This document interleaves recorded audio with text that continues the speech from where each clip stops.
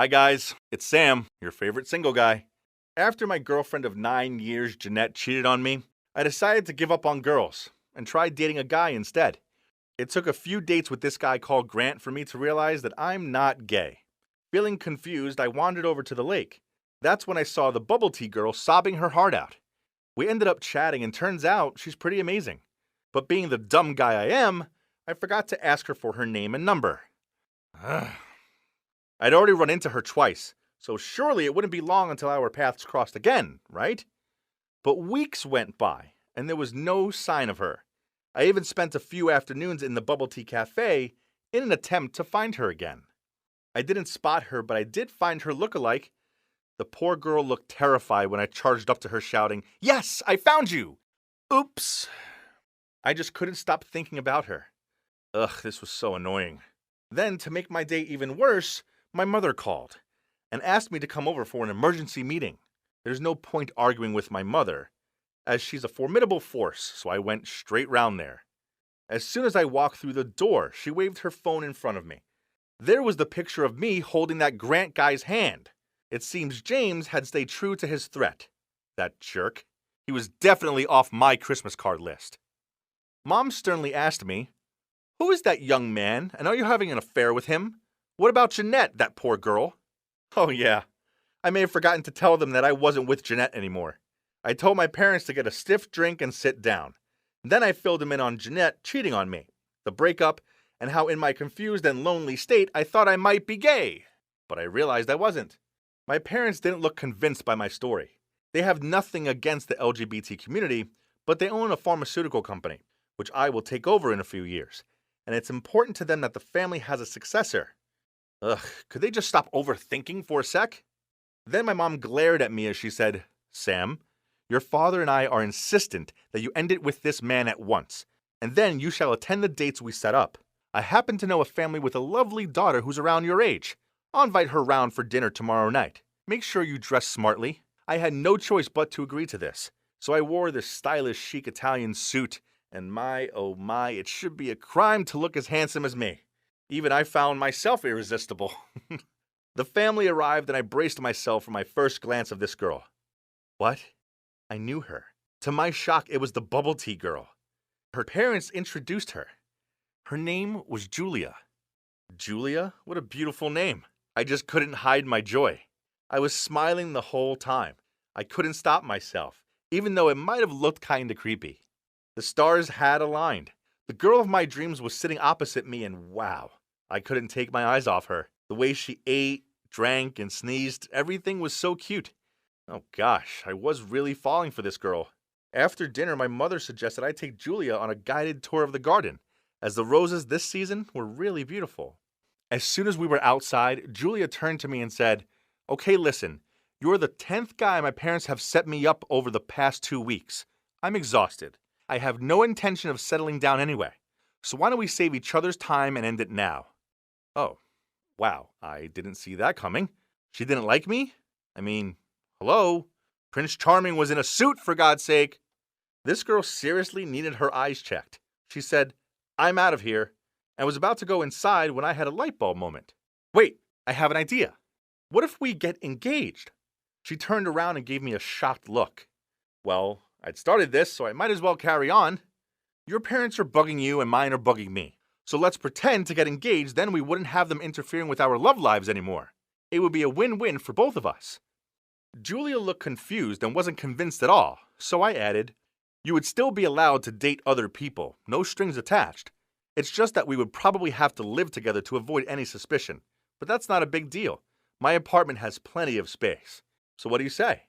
I could tell that Julia was thinking it over, but she looked like she needed a booster, which is why I blurted out, "Oh, and also FYI, I'm gay. So you don't have to worry about me as you're not my type. It'd be like living with a roommate, albeit an extremely handsome one." Oh, great. How could I win her over when she thought I was gay? Great job, Sam! But then to my surprise, she agreed to it. Oh my God, I didn't think it would work. I was so happy but needed to calm down and play it cool. So we shook hands to seal the deal. The next day, we met up in a cafe to discuss the terms, and we came up with a set of very important rules. 1. Don't tell another living soul about the contract. 2. No excuses. Important events must be attended together.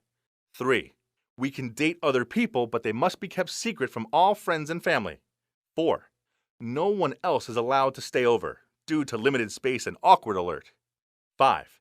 Wednesday night is taco and movie night. This is non-negotiable. We both signed the contract. Wow, I couldn't believe this was actually happening. I was about to embark on a fake relationship with my dream girl. I mean, what could possibly go wrong? We fake dated for a month, then we invited our families to a posh restaurant and announced that we were engaged.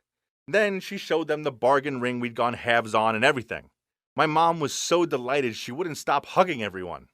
After that, we moved in together, and my plan to win over my fiancé's heart was officially in motion.